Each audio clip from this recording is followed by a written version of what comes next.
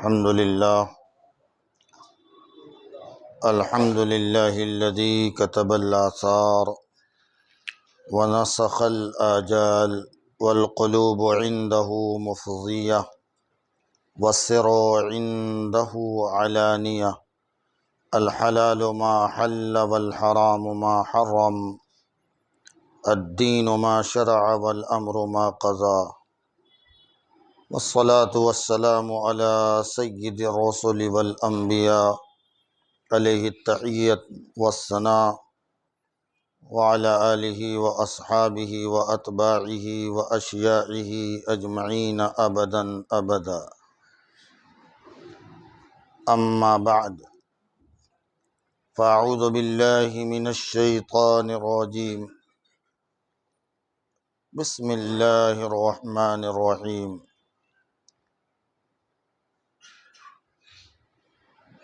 ان الدین عند اللہ الاسلام وقال النبی صلی اللہ علیہ وسلم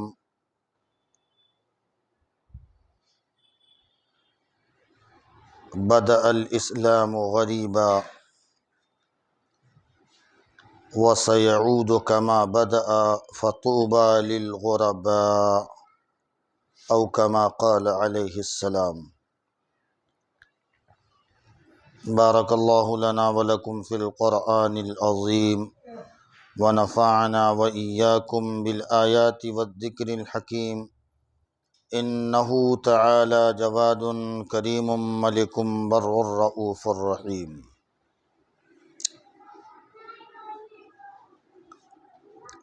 ان اللہ وملائکتہ یصلون علی النبی یا ایہا الذین آمنوا صلوا علیہ وسلموا تسلیما۔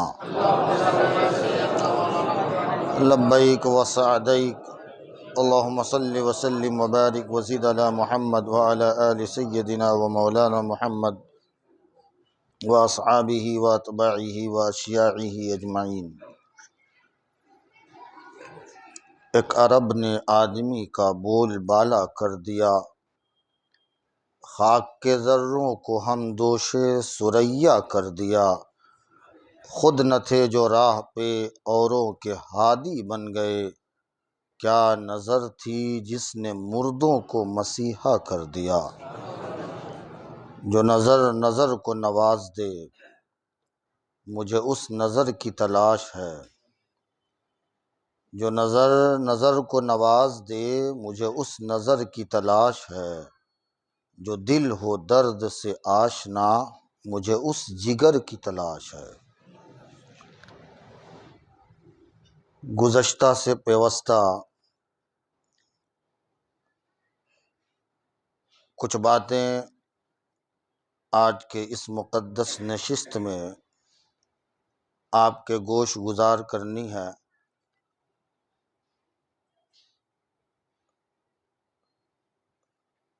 پچھلے جمعہ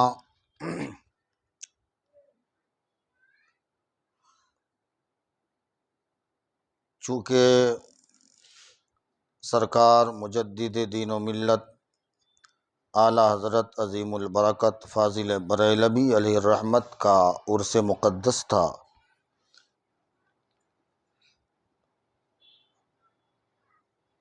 آپ کی بارگاہ رسالت مآب صلی اللہ علیہ وآلہ وسلم میں منظوم خراج عقیدت کے تعلق سے، حالانکہ وہ بھی سیرت ہی کے حوالے سے تھا،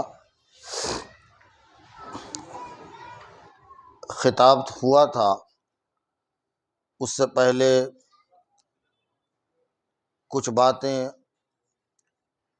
اور ذکر کی گئیں، اور اتوار کے دن دوپہر میں ایام جہالت اور اسلام سے پہلے جو عرب کے حالات تھے اور اہل عرب کی جو نادانیاں تھیں، آپ سے بیان کی گئیں۔ آج اوائل اسلام اور ابتدائے اسلام کے تعلق سے کچھ گفتگو ہونی ہے۔ پہلی بات، آپ بطور تمہید یہ سمجھ لیں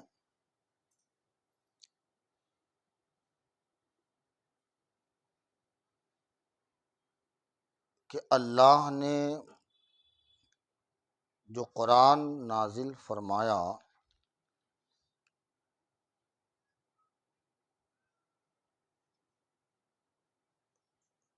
نزول قرآن اللہ عز و جل نے بتدریج کیا ہے۔ تقریباً 23 سال لگ گئے۔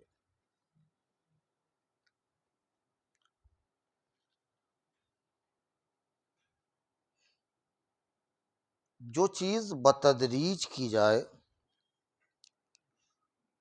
وہ مستحکم ہوتی ہے، مضبوط ہوتی ہے، اس میں ثبات ہوتا ہے۔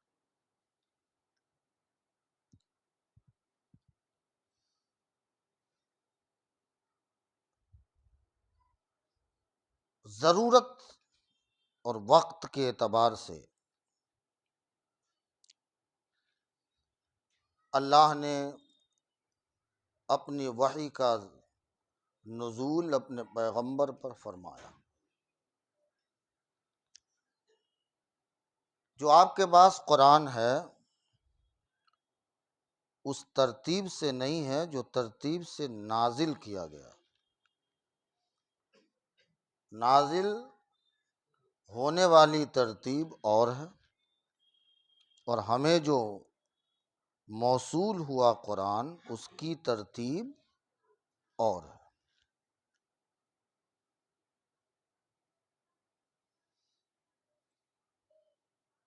اللہ نے بتدریج احکام نازل کیے، جب جیسے حالات پیش آئے اس حالات کے اعتبار سے پیغمبر کو حکم ہوتا رہا، آپ امت کو بتاتے رہے۔ شروع اسلام میں احکام نہیں تھے، شروع اسلام میں احکام نہیں تھے، بس توحید کی بات تھی، اخلاقیات کی بات تھی کہ آپ کا اخلاق کیسا ہونا چاہیے، آپ مکارم اخلاق کے خوگر کیسے بنیں گے، اور اپنے کردار کو اپنے بھائی کے سامنے کیسے پیش کریں گے جس سے وہ آپ سے متاثر ہو سکے۔ اور بحسن و خوبی صحابہ نے عملی جامہ پہنایا، اسے کر کے بتایا، لوگوں کے سامنے صحابہ آئے، پیغمبر نے کوشش کی تو احکام بعد میں آئے۔ ہم چاہیں تو پوری رسول کی زندگی کو 2 حصوں میں تقسیم کر سکتے ہیں۔ تقسیم کا طریقہ کار اور بھی ہو سکتا ہے، انشاءاللہ اس پہ گفتگو ہم کریں گے، لیکن ہم 2 حصوں میں آج تقسیم کر رہے ہیں، ایک مکی دور اور ایک مدنی دور۔ حضور کا مکے میں زندگی گزارنا اور دوسرا دور مدنی دور ہے نا۔ اس کو آپ یوں بھی تقسیم، اس لیے میں نے آپ سے کہا کہ کوئی اور بھی طریقہ کار استعمال کیا جا سکتا ہے، اس کو آپ چاہیں تو یوں بھی استعمال کر سکتے ہیں۔ حضور کا وہ 40 سالہ دور جو قبل بعثت تھا، اعلان نبوت سے پہلے کا دور تھا، اعلان نبوت کے بعد وہ 13 سالہ مکی دور جو اللہ نے وحی نازل فرمائی، اور 13 سال آپ مکے میں رہے، اور ایک تیسرا دور 10 سالہ وہ مدینے کا، جو حضور علیہ الصلوۃ والسلام نے ہجرت فرمائی، ہجرت فرما کے آپ مدینہ تشریف لے گئے، اور اسلام کی نشو و نما، اسلام کی ترویج اور ترقیات کی سارے راہیں اللہ نے کھول کر رکھ دی۔ یہ ترتیب بھی درست ہے، اور بھی ترتیب کے امکان ہیں۔ یا پہلی بات جو بطور تمہید آپ کو سمجھانی ہے وہ یہ ہے کہ اللہ نے حکم بندوں کو دیا، عبادت جب اللہ نے سمجھائی تو عبادت کے لیے اپنے بندوں کو اللہ نے حکم دیا، تو کر۔ کیا کہا؟ مثلا تمام عبادات میں اہم عبادت، افضل عبادت کون سی ہے؟ جو ہمارا پڑھنے آئے، ہفتہ والی نہیں، کتنے وقت کی ہے؟ اہم عبادت، افضل عبادت۔ جماعت واجب ہے، وقت نہیں مل رہا ہے، آپ بڑے مصروف آدمی ہیں، بیزی ہیں، تو جماعت چھوڑنے کا گناہ بھلے ہوگا لیکن آپ پڑھ لیں۔ آفس میں ہے، آفس میں پڑھ لیں۔ کارخانے میں ہے، ہمارا سنی سمجھتا ہے کہ کارخانہ ناپاک ہے، کارخانے میں پڑھ لیں۔ وہیں آپ کوئی بھی کپڑا بچھا لیں جو پاک صاف ہو، زمین صاف ہونی چاہیے، طہارت یافتہ ہو، وہیں آپ نماز پڑھ لیں۔ افضل عبادت کا نام، تو اللہ نے حکم دیا بندے کو، حکم دیا نماز پڑھو، وَأَقِیمُوا الصَّلَاةَ، نماز قائم تم کرو، نماز قائم تم کرو، حکم دیا۔ عبادت ہے، حکم دیا، عبادت ہے، حکم دیا تو کر۔ وَآتُوا الزَّکاۃ، مالدار ہو گئے ہو، فاضل بچا ہوا پیسہ ہے، سال بھر پورا ہو چکا، زکوٰۃ دو۔ عبادت ہے، زکوٰۃ دینا عبادت ہے، تم زکوٰۃ تم دو۔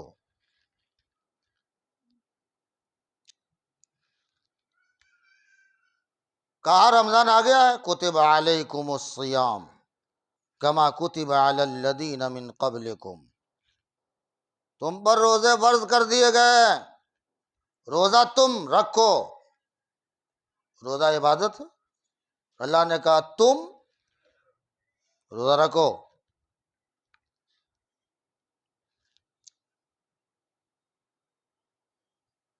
حکم ہوا، بڑے مالدار ہو گئے، غنی ہو گئے۔ وَأَتِمُّوا الْحَجَّ وَالْعُمْرَةَ لِلَّهِ، حج پورا کرو۔ حج البیت من استطاع الیہ سبیلا، جو استطاعت رکھتا ہے حج کی، اس پر حج کرنا فرض ہے، حج کرو۔ حج، یہ 5 اسلام کی بنیادیں ہیں، ہے نا؟ جس میں پہلا توحید ہے، کلمہ ہے۔ اب اس پہ گفتگو کریں گے، ذرا تمہید سمجھ لیں آپ۔ اللہ نے کہا عبادت ہے نماز، ہم نہیں پڑھیں گے، تم پڑھو۔ زکوٰۃ واجب ہے، عبادت ہے، ہم زکوٰۃ نہیں، تم زکوٰۃ دو۔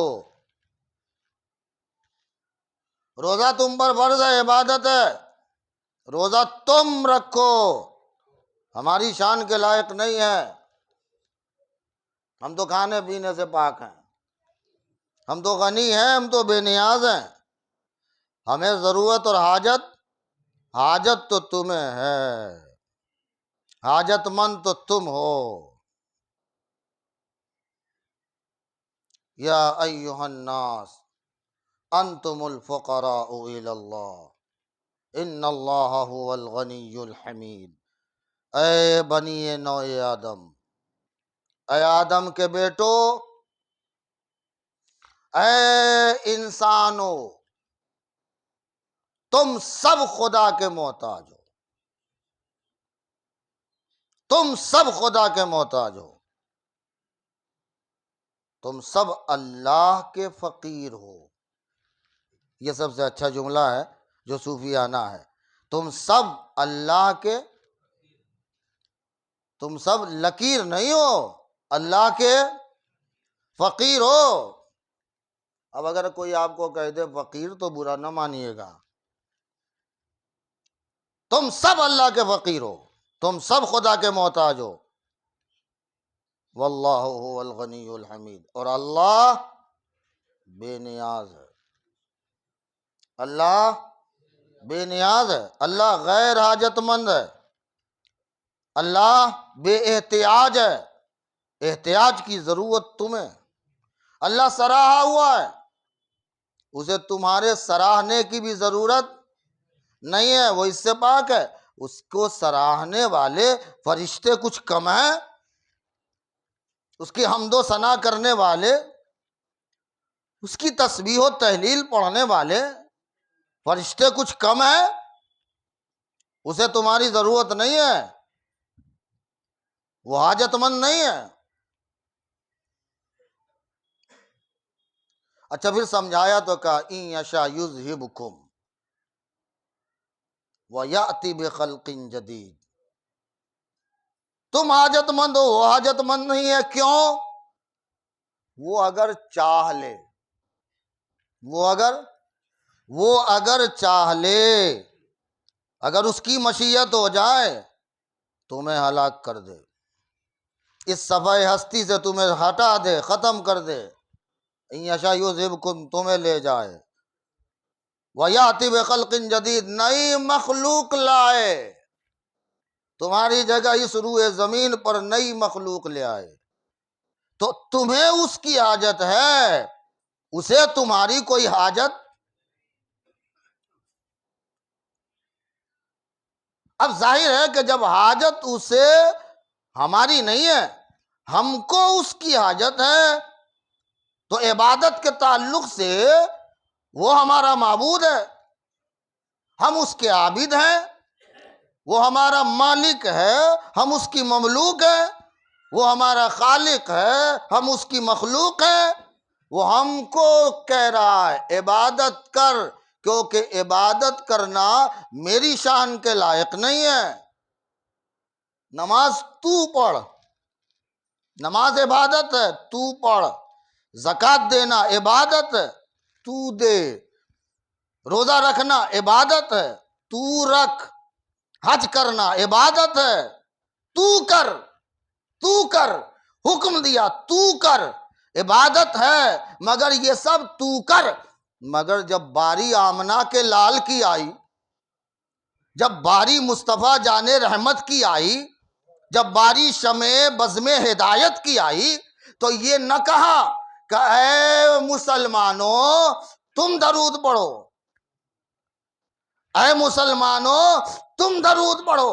دیکھیں آپ، جب حکم دیا نماز کا کہا تو نماز پڑھ، زکوٰۃ کا حکم دیا کہا تو زکوٰۃ دے، روزے کا حکم ہوا کہا تو روزہ رکھ، حج کا حکم ہوا کہا تو حج کر۔ مگر جب نبی پر درود پڑھوانے کی بات آئی تو یہ نہیں کہا تو درود پڑھ، بلکہ کہا سن، یہ بھی عبادت ہے، مگر یہ وہ عبادت ہے جو میری جھولی میں بھی ہے، یہ وہ عبادت ہے جو میری جھولی میں ہے۔ اور سن، میں لا شریک ہوں، میں لا شریک ہوں کہ میرا کوئی شریک نہیں ہے، مگر اس عمل میں تمہارے ساتھ فرشتوں کے ساتھ میں بھی شریک ہوں۔ اب یہاں انداز گفتگو اور اسلوب دیکھیں، کہا ان اللہ و ملائکتہ یصلون علی النبی، اے ایمان والو سن لو، اللہ بھی صلاۃ بھیجتا ہے، فرشتے بھی صلاۃ بھیجتے ہیں، اور تم بھی مصطفیٰ پر بھیجو، تم بھی مصطفیٰ پر تم بھی بھیجو۔ اب اس طرح جس طرح نماز کا حکم دیا تھا، زکوٰۃ کا دیا تھا، روزے کا دیا تھا، حج کا دیا تھا، یہاں وہ اسلوب نہیں رکھا۔ اب یہاں انداز بدل گیا، لہجہ بدل گیا، کیونکہ بات مصطفیٰ کی ہے، بات مصطفیٰ کی ہے، عظمت مصطفیٰ کی ہے، کرامت مصطفیٰ کی ہے۔ اب اس کرامت والے، اس عظمت والے مصطفیٰ کو میں حجاز میں بھیج رہا ہوں، اور جب وہ یہ کہے گا کہ اے مکے کے لوگوں قولوا لا الہ الا اللہ تفلحوا، تم صرف لا الہ الا اللہ کہہ دو، دنیا آخرت دونوں میں کامیاب ہو جاؤ گے۔ تو تم اس کی عظمت کو سمجھنا، تم اس کی عظمت کو سمجھنا، اس کے بزرگی کو سمجھنا، اس کے جاہ و جلال کو سمجھنا، اور اس کی عظمت و بزرگی اور فضیلت کا تم اندازہ لگانا کہ ہم ہر حکم دیتے ہیں کہ تو کر، مگر مصطفیٰ کے جب عظمت کی بات آتی ہے تو کر کے بتاتے ہیں، جس طرح ہم کر رہے ہیں تو بھی کر۔ اور اکثر میں یہ بات کہہ دیتا ہوں آپ سے، آج بھی بول دوں بیچے، کہ اللہ نے کہا ہم سے کہ ہم صلاۃ بھیجتے ہیں نبی پر، فرشتے بھیجتے ہیں نبی پر، اے ایمان والو تم بھی بھیجو، اے ایمان والو۔ اچھا کتنی بزرگی کا خیال رکھا اللہ نے، رسول کی عظمت کا کتنا خیال کیا، ذرا اندازہ لگائیں۔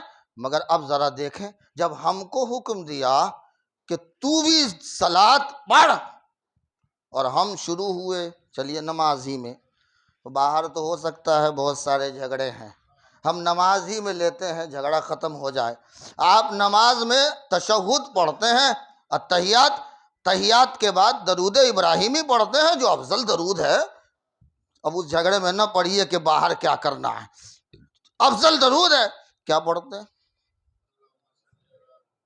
اللہم صلی علی محمد والا، اللہ نے حکم دیا ہم کو تو صلاۃ بھیج، اللہ نے حکم دیا ہم کو کہ تو صلاۃ بھیج۔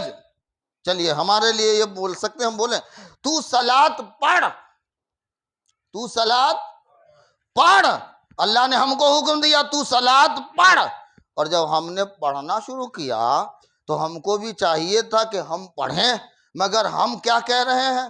اللہم صلی علی، اے اللہ تو صلاۃ بھیج۔ اب آپ عربی نہیں جانتے نا، اس لیے پریشانی ہو جاتی۔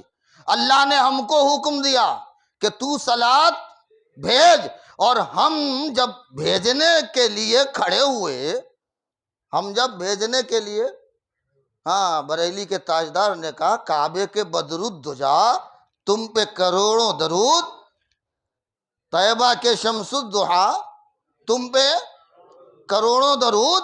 اب ذرا دیکھیے، جب درود پڑھنے کی بات آئی، حکم خدا کا تھا تو ہم کو چاہیے تھا پڑھ لیتے، لیکن ہم نے کہا اے اللہ، اے اللہ محمد اور آل محمد پر تو صلاۃ تو بھیج، مولا تو بھیج۔ اچھا حکم ہے مولا کا، تو جب مولا کہے تو بھیج تو یہ حکم ہے، مولا کہے تو بھیج تو یہ نماز پڑھ یہ حکم ہے، زکوٰۃ دے یہ حکم ہے، حج کر یہ حکم ہے، روزہ رکھ یہ حکم ہے۔ لیکن جب چھوٹا، جب بندہ خدا کے سامنے کہے تو کر،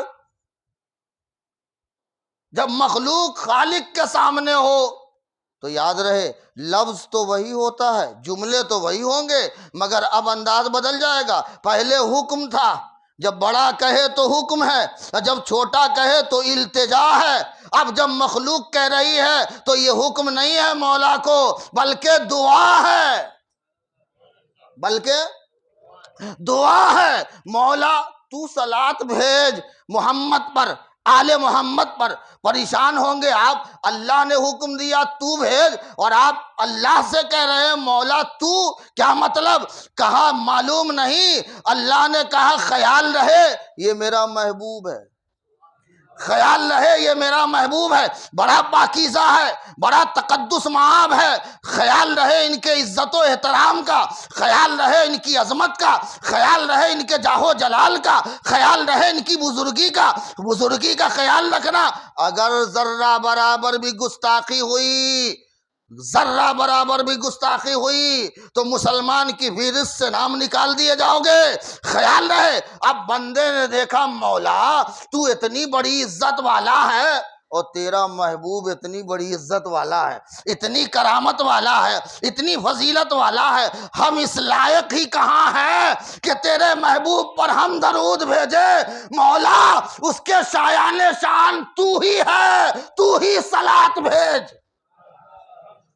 اپنے نبی کی عظمت کے شایان شان تو ہی ہے مولا، تیرے ہی وہ بندے ہیں، اور بہتر بندے ہیں، بہتر بندے ہیں، افضل ترین بندہ ہے۔ اے مولا ہم اس قابل نہیں کہ ہم درود پڑھیں، ہم تیری طرف پلٹاتے ہیں مولا، تو ہی صلات بھیج جو تیرے محبوب کے شایان شان ہو، جو تیرے محبوب کے شایان شان ہو۔ اب یہی اندازہ لگ گیا کہ نبی کی عظمت و بزرگی خدا کے یہاں کتنی ہے، خدا کے یہاں کتنی ہے۔ اب ایسا عظمت والا پیغمبر، ایسی عظمت والا نبی کھڑا ہو کے کہتا ہے فاران کی چوٹی پر، قولوا لا الہ الا اللہ تفلحوا، لا الہ الا اللہ کہو کامیاب ہو جاؤ گے۔ بس ایک جملہ کہہ دو، وہ کیا ہے؟ ایک کلمہ کہہ دو، لا الہ الا اللہ۔ اب دور دور تک تقریباً 570 سال حضرت عیسیٰ علیہ السلام کو گئے ہوا، اور اس بیچ میں دور دور تک کچھ موحد تھے عیسائیوں میں، اس کے علاوہ آپ کو توحید کا کہیں کوئی چراغ نہیں ملے گا۔ کچھ عیسائی تھے جو واقعی توحید پرست تھے، وہ خدا کے علاوہ کسی کی پرستش نہیں کرتے تھے، شرک ان کے اندر نہیں تھا، کچھ تھے۔ اب جیسے بخاری میں نوفل کے بارے میں آیا، ورقہ بن نوفل کے بارے میں، اور بھی کئی لوگ ہیں۔ بہرکیف حضرت خدیجہ کو ہی دیکھیں آپ، بعد میں ایمان لائی ہیں، یعنی پہلے ایمان لانے والی خاتون ضرور ہیں، مگر شروع اسلام میں جب پیغمبر علیہ الصلوۃ والسلام کی حقیقت لوگوں پہ آشکار نہیں ہوئی تو اس وقت تک کچھ نہیں تھا، لیکن حضرت خدیجہ موحد تھی، اس میں کوئی دو رائے نہیں ہے نا۔ لیکن یہ بہت دور دور تک کچھ ملے گا، ورنہ کہیں بھی آپ کو اسلام کی، ایمان کی، توحید کی روشنی نظر نہیں آئے گی، روشنی نظر نہیں آئے گی۔ ایسے ماحول میں پیغمبر کو ستایا بھی گیا، ظلم و ستم بھی کیا گیا، پیغمبر کو پریشان بھی کیا گیا، پیغمبر پر طرح طرح کی صعوبتیں ڈالی گئیں، لیکن آپ نے کیا کیا؟ اگر آپ چاہیں تو مکے کے اس دور کو 3 حصوں میں تقسیم کر سکتے ہیں۔ کتنے حصوں؟ ابھی جو حالات ہمارے چل رہے ہیں، ابھی کچھ پارٹیوں پر پرتبند لگا ہے، شاید جو لوگ زیادہ اخبار پڑھتے ہیں، نیوز وغیرہ کے زیادہ دیکھتے ہیں، ان کو پتہ ہوگا۔ ابھی ایک تنظیم بنی ہوئی ہے پاپولر فرنٹ آف انڈیا، اس پہ تقریباً 15 ریاستوں میں پابندی لگ گئی۔ اب ان کے نوجوان لڑکوں کو پکڑا جائے گا، یہ تو 100% ہے۔ پکڑا جائے گا کہ نہیں پکڑا جائے گا؟ اٹھایا جائے گا، جہاں جہاں جو بھی کلو ملیں گے پکڑے جائیں گے۔ یہ ہمارے مسلمان نوجوانوں کی بڑی کمزوری ہے، میں آپ کی نہیں، میں اپنے گاؤں کی بات کرتا ہوں۔ میں نے بچوں کو سمجھایا، نوجوانوں کو، کہ علماء سے قریب ہو جاؤ۔ کس سے؟ لیکن ہماری قوم کے نوجوان بڑے عجیب ہیں، اگر عالم کوئی بات کہے تو یہ مولوی بولتا ہے یار، ذرا سا فائدہ کہیں دکھا، تھوڑی سی لالچ جہاں آ گئی، علماء کی بات کوئی سنتے ہی نہیں۔ اب جو پکڑے جائیں گے ان کی فیملی کا مسئلہ، ان کے بال بچوں کا مسئلہ۔ اگر ایک ہی گھر میں کمانے والا ہے، وہ بے یار و مددگار ہوں گے یا نہیں؟ اور اکثر میں نے دیکھا ہے بہار، بنگال کہ اکثر نوجوان لڑکے اس میں شامل ہیں، اور اللہ رحم کرے، علماء نے سمجھایا تو علماء کی بات کوئی سمجھتا ہی نہیں، ماننے کو تیار نہیں، اس میں ایسی کوئی بات نہیں ہوتی، عقائد کا کوئی مسئلہ نہیں ہے۔ میرے بھائی، میرے رسول نے کوئی تنظیم بنائی تھی؟ مجھے بتاؤ آپ، اگر کوئی تنظیم اگر آپ کو دکھ جائے کہ رسول نے بنائی ہو تو بتا دو۔ رسول نے ایک تنظیم بنائی، دعوت الی الحق کی۔ کس کی؟ تم میں کا ہر بندہ دین کی دعوت دے، تم میں سے ہر بندہ دین کی دعوت دے۔ ذرائع ابلاغ ڈھونڈیے، آپ کو کہیں ملے تو بتائیے۔ خیر، یہ تھوڑا موضوع الگ ہو گیا، میں اس کی طرف نہیں جاؤں گا۔ 3 حصوں میں آپ مکی دور کو بانٹ لیں۔ پہلا حصہ صبر و تحمل۔ کیا؟ فاصبر کما صبر اولو العزم من الرسل ولا تستعجل لهم۔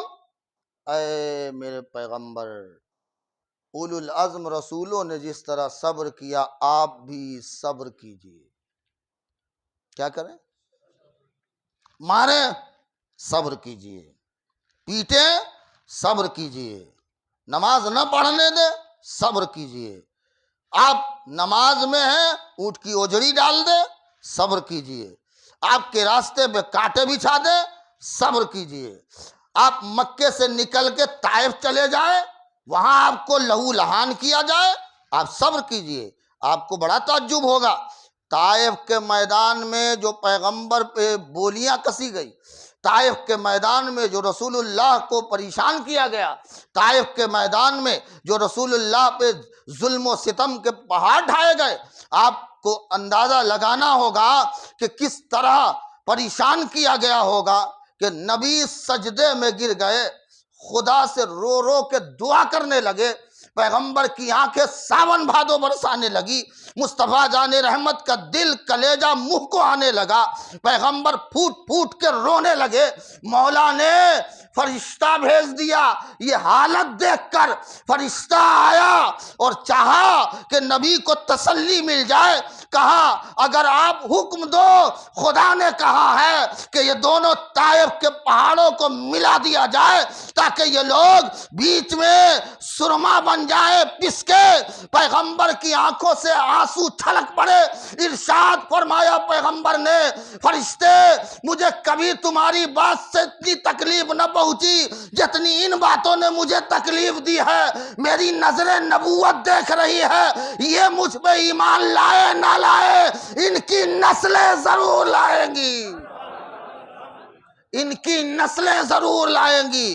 اور آپ اندازہ لگائیں، پیغمبر کو ایک باغ ملا اور اس باغ میں پیغمبر رونما ہوئے، ایک بندے نے احترام سے بیٹھایا، دیکھا نئی شکل ہے، نیا چہرہ ہے، ذرا نیا آدمی لگتا ہے، اجنبی معلوم ہوتا ہے، اس نے انگور کے کچھ خوشے پیش کیے، کہا یہ لیجئے، آپ تو مہمان لگ رہے ہیں، آپ تو اجنبی لگ رہے ہیں، آپ تو نئے شہر میں لگ رہے ہیں، آپ اجنبیت کے شکار معلوم ہو رہے ہیں۔ آپ نے اٹھایا، آپ نے اللہ کا شکر ادا کیا، کھایا، پوچھا بھائی تو ہے کہاں کا؟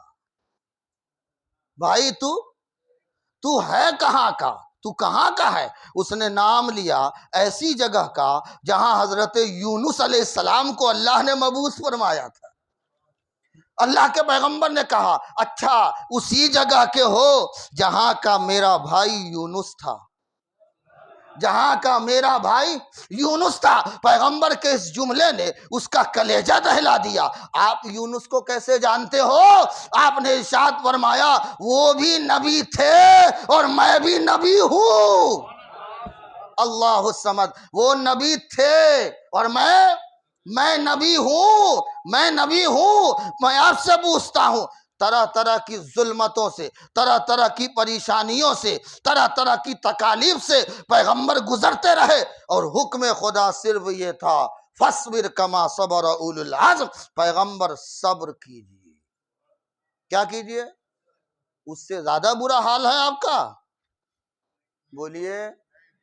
پھر حکم ہوا ذرائع ابلاغ کا مسئلہ، پھر اب یہ دوسرا حکم ہوا کہ آپ لوگوں تک پہنچائیے، اور قرآن نے کہا قم فانذر وربک فکبر، اے پیغمبر اب کھڑے ہو جائیے۔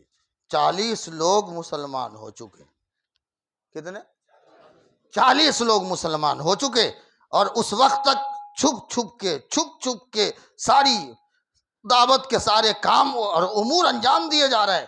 اب حکم قم فانذر وربک فکبر، کھڑے ہو جائیے، لوگوں کو ڈرائیے، لوگوں کو وربک فکبر، اپنے رب کی بڑائی بولیے، اپنے رب کی تکبیر پڑھیے۔ اب مسئلہ تبلیغ کا ہوا، تبلیغ ہوتی رہی، اور پھر ایک دور ایسا آیا کہ اب تیسرے مرحلے پہ یہ کام ہوا کہ آپ کو مستحکم علی الدین رہنا ہے، استحکام علی الدین کا مسئلہ آیا، یعنی اب پریشانی بڑھے گی۔ اب صہیب بھی آئیں گے، اب بلال بھی آئیں گے، یہ ساری باتیں ہم آپ سے بیان کر چکے ہیں۔ اب بلال بھی آئے گا، اب صہیب بھی آئے گا۔ کئی دین کو دور چھوڑ کر سلمان بھی بھارت سے آئے گا، کئی دین کو چھوڑ کر سلمان بھی بھارت سے آئے گا۔ اب اندازہ لگائیں، بھارت سے سلمان چلے یہی تلاش میں کہ اب حق کہاں ملے گا، حق کہاں ملے گا۔ اور آخری پوپ جو انہیں ملا تھا، جو اب دنیا سے جانے لگا، ان سے پوچھا آپ نے کہ فلاں نے مجھے کہا فلاں کے پاس جاؤ، فلاں نے کہا آپ کے پاس جاؤ، اب آپ ہمیں کہاں بھیجتے ہو؟ اس نے کہا اب تو کوئی نہیں ہے، ہاں کھجوروں کی وادیوں میں ایک آنے والا ہے۔ کس کی وادیوں میں؟ کھجوروں کی وادیوں میں ایک آنے والا ہے۔ اب وہ دین کا رہنما وہ ہوگا، ہادی برحق وہ ہوگا، تم اس کی طرف جانا، مگر قربان جائیے۔ جب حضرت سلمان نکلے، ایک نے پکڑ لیا، غلام بنا لیا اور اسے بازار میں بیچ دیا، بازار میں بیچ دیا۔ جو بیچ دیا تو آپ سواری پر سوار ہو گئے، لوگ لیے جا رہے تھے۔ حضرت سلمان فارسی کہتے ہیں میں جب چلنے لگا تو دکھ تو تھا، تکلیف تو تھی، میں آزاد آدمی، مجھے غلام بنا دیا گیا، مجھے بیچ دیا گیا، اتنی بڑی کلفت، اتنی بڑی پریشانی۔ مگر کہتے ہیں جو میں کھجوروں کی وادیوں سے گزرتا تو دل خوشی سے جھومتا۔ دیکھیں آپ، میں جو ان کھجوروں کی وادیوں سے گزرتا تو دل میرا جھومتا کہ شاید میں اسی منزل کی طرف جا رہا ہوں جدھر رہبر نے بتایا ہے، جدھر رہبر نے بتایا ہے۔ اور قربان جائیں اس پیغمبر پر۔ جب اس سے پوچھا گیا، سلمان نے پوچھا کہ اچھا یہ بتاؤ میں ان کو پہچانوں گا کیسے؟ آپ تو نام نہیں بتا رہے ہو، آپ تو کوئی لائن نہیں بتا رہے ہو، آپ تو کوئی شہر نہیں بتا رہے ہو، آپ تو کوئی گاؤں نہیں بتا رہے ہو۔ اور وہ دور، جو دور بڑا عجیب و غریب تھا، آج تو دنیا قریب ہو گئی ہے، بہت سکڑ گئی ہے، آپ چاہیں تو کہیں جا سکتے ہیں، آپ چاہیں تو کہیں بھی کچھ کہہ سکتے ہیں۔ وہ دور بڑا عجیب تھا، آپ اکیلے میں توحید کی باتیں بھی نہیں کر سکتے، دیوار کے بھی کان ہوتے تھے، یاد رہے۔ آج بھی آپ بولتے ہیں دیوار کو بھی کان ہوتی ہے، اس لیے ذرا دھیرے بولو، آپ بولتے ہیں۔ وہ دور بھی تھا، کہاں ہم 3 نشانی بتا دیتے ہیں، یہ تینوں نشانی اس میں دیکھنا، جب نظر آ جائے تو اسے اپنے منزل کا مسافر، تو اپنی منزل کا مسافر نہ سمجھنا میں مقیم بن گیا، اب جس کی تلاش تھی وہ مل گیا۔ اب وہ تینوں چیزیں جب محمد عربی میں ملی تو کہا بس جس کی تلاش تھی مل گیا ہے مصطفیٰ، اب مجھے راہ ہدایت دکھا کر ہمیں رہنما بنا دو، رہنما بنا دو۔ اسی کو کہا ایک عرب نے آدمی کا بول بالا کر دیا، خاک کے ذروں کو ہم دوش ثریا کر دیا، خود نہ تھے جو راہ پر اوروں کے ہادی بن گئے، کیا نظر تھی جس نے مردوں کو مسیحا کر دیا۔ جو نظر نظر کو نواز دے، مجھے اس نظر کی تلاش ہے، جو دل ہو درد سے آشنا، مجھے اس جگر کی تلاش ہے۔ صدائے ساز آئے نہ آئے، سمجھ میں راز آئے نہ آئے، ہمیشہ گوش بر آواز رہنا، کوئی آواز آئے نہ آئے۔ وآخر دعوانا ان الحمد للہ رب العالمین۔